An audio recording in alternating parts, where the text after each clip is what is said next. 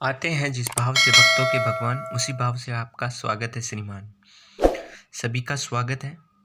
आज मैं बात करने वाला हूँ जगत गुरु रामानंदाचार्य संस्कृत यूनिवर्सिटी की।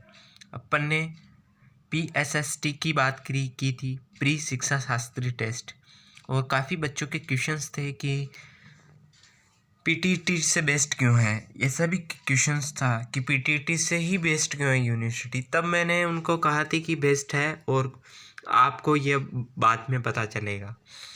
तो अभी वह टाइम आ चुका है कि क्यों बेस्ट है, क्योंकि अभी एक भर्ती आने वाली है। अभी रीट का एग्ज़ाम हुआ है, करंटली सभी ने देखा है, पेपर भी कंप्लीट हो चुके हैं।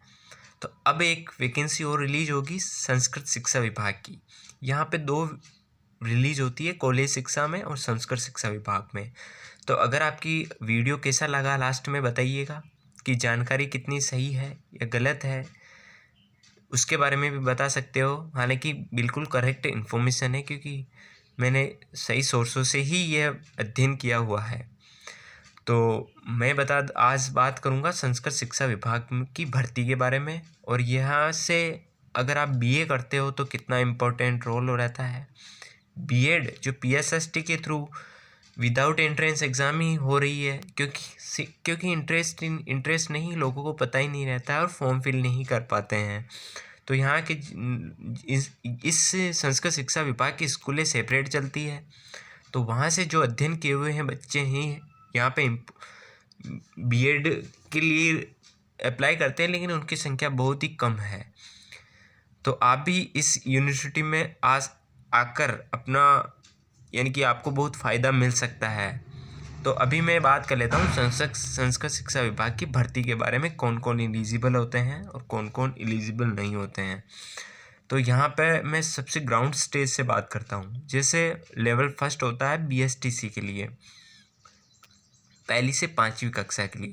तो यहाँ पे जब भी वैकेंसी निकलती है तो जिन्होंने 10th में संस्कृत स्कूल्स की से एजुकेशन ली हुई है, यानी कि इसका सेकेंडरी एजुकेशन होता है जो BSc, उसमें इसका प्रवेशिका नाम दर्ज होता है।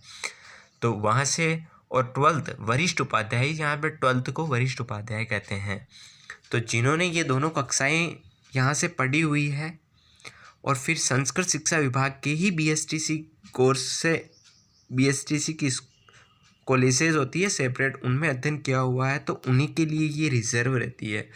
कुछ सीटें होती है जो नॉर्मल सी होती है, वो सभी के लिए ओपन रहती है, लेकिन उसमें अधिकतर फॉर्म आते हैं आउट ऑफ रेंज। तो यहाँ के लिमिट सीट्स हैं जो अधिकतर को आराम से गवर्नमेंट जॉब इजीली मिल जाती है, और इनके लिए ये कंपलसरी है। तो आप वीडियो पूरा देखें, क्योंकि आपके अगर ऊपर से देख के चले जाते हो तो आप आधा ज्ञान वो रहता है, फिर मिस्टेक प्रॉब्लम क्रिएट करेगा। तो वीडियो बड़ा होगा, इसलिए मैंने अभी स्कूल डिपार्टमेंट में इम्पोर्टेंट रोल के लिए ही ये वीडियो बनाया है।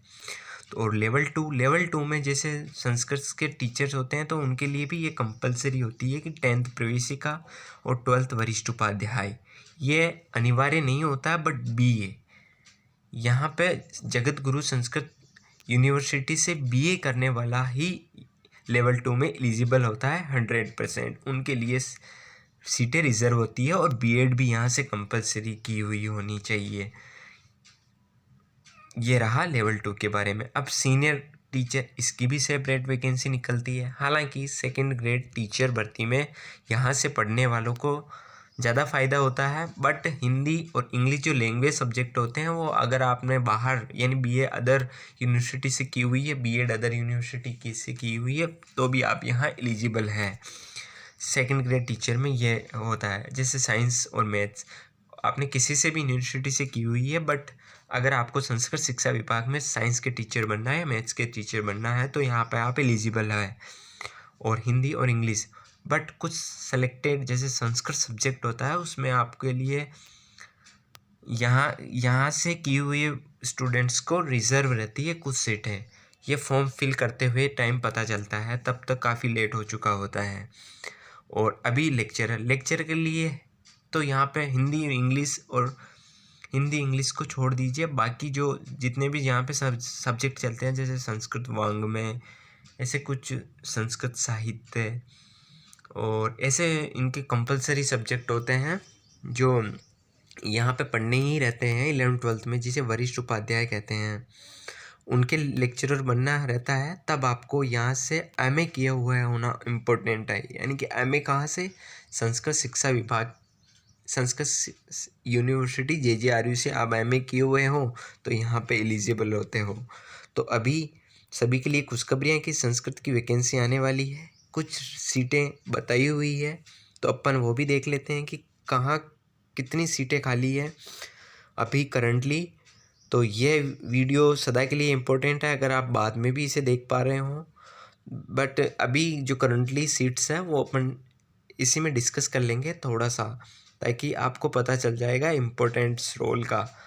तो आपको ऐसे पता चल ही गया होगा कितना इम्पोर्टेंट है। तो अब कुछ संस्कृत शिक्षा विभाग की सीटों की डिस्कस कर लेते हैं। तो ये रही अभी करंटली जो वैकेंसी आने वाली है लेवल 1 एंड लेवल 2 के लिए। और हाल ही में लेक्चरर और 2nd ग्रेड की वैकेंसी रिलीज़ की गई थी, उसके रिजल्ट आना भी बाकी है। तो इसमें मैं बता देता हूँ लेवल 1 में। तो लेवल 1 में संस्कृत की 141 है। इट्स मीन आपको संस्कृत शिक्षा विभाग के 10th और 12th यहाँ से पढ़ी हुई होनी चाहिए और BSTC किया हुआ होना चाहिए। ये इसकी एलिजिबिलिटी रहने वाली है। और इसी में 131 अदर कैंडिडेट भी है। अगर आपने अदर यूनिवर्सिटी से की हुई है तो भी आप यहाँ पे फॉर्म फिल कर सकते हो। और अब आता है लेवल 2। तो लेवल 2 में साइंस और मैथ्स के 993 है। तो इसमें आप अदर यूनिवर्सिटी वाले भी एलिजिबल होते हैं, साइंस BSc करने वाले और B.Ed करने वाले। और सामाजिक में ये 9498 सीट्स हैं। तो यहाँ पे विज्ञान और अंग्रेजी जो अदर यूनिवर्सिटी वाले, लेकिन 60 सीट्स संस्कृत के लिए वैकेंट है। क्योंकि ये संस्कृत में लेवल 1 में वैकेंसी कम क्यों बताई हुई है? क्योंकि अभी हाल ही में BSTC वालों को टीचर बनाया गया था, यानी कि सॉरी, वो अभी वैकेंसी निकली थी जब लेवल 2 का लीक हो गया, ऐसी घटनाएं आई थी। तो लेवल 1 को लीक नहीं माना था, तब इनमें नौकरियां दी गई थी। तो अभी में कुछ स्टूडेंट्स हैं जो बने भी हैं यहाँ लेवल 1 में टीचर। अभी डायरेक्ट सीधी भर्ती विदाउट एग्ज़ाम रीट के बेसिस के मार्क्स पे लिया गया था। इनका सेपरेट एग्ज़ाम नहीं लिया था इस बार, क्योंकि रीट में 2 पेपर हुए थे। फर्स्ट पेपर रीट एलिजिबिलिटी थी, सेकंड पेपर जो एंट्रेंस एग्ज़ाम था, सेकंड पेपर यानी कि जॉब्स के लिए था। तो उसमें संस्कृत सब्जेक्ट नहीं था, इसलिए इन्होंने डिसीजन लिया है कि एग्ज़ाम होंगे लेवल 1 के लिए। तो ये संस्कृत में पढ़ने वालों के लिए बहुत ही अच्छी खबर है कि उनके एग्ज़ाम के थ्रू होंगे। अगर उनका पेपर ख़राब भी हो रखा है तो ये उनके लिए खुशखबरी है।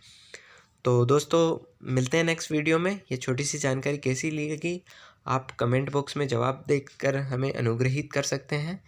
और अगर आपको इनके रिलेटेड कैसी जानकारी और चाहिए वो भी हमें कमेंट करके जवाब दे सकते हैं।